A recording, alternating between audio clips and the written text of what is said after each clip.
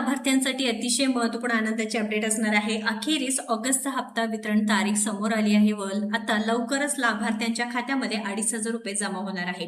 विशेष सहाय्य योजनेतील जे लाभार्थी आहे, संजय गांधी निराधार दिव्यांग बांधव किंवा श्रावण बाळ योजनेचे जे दिव्यांग बांधव आहे, त्यांचं GRच्या संदर्भात आपण अपडेट पाहिलं होतं. पण पैसे कधी जमा होणार?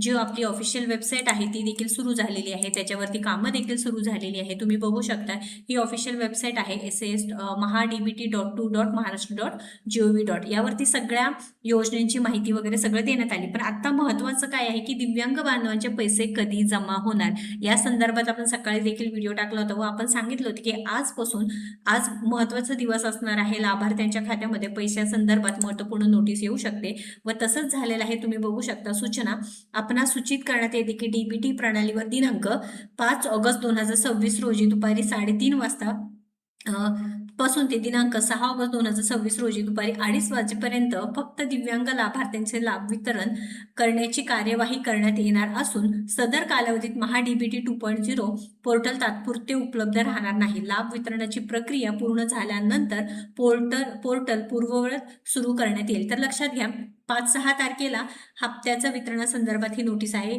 जे पोर्टल आहे बंद राहणार आहे. तर उद्यापासून किंवा परवापासून जास्तीत जास्त तर उद्या संध्याकाळपासूनच लाभार्थ्यांच्या खात्यामध्ये ऑगस्ट महिन्याचे पैसे जमा होणार आहेत. तर अतिशय आनंदाची अपडेट असणार आहे.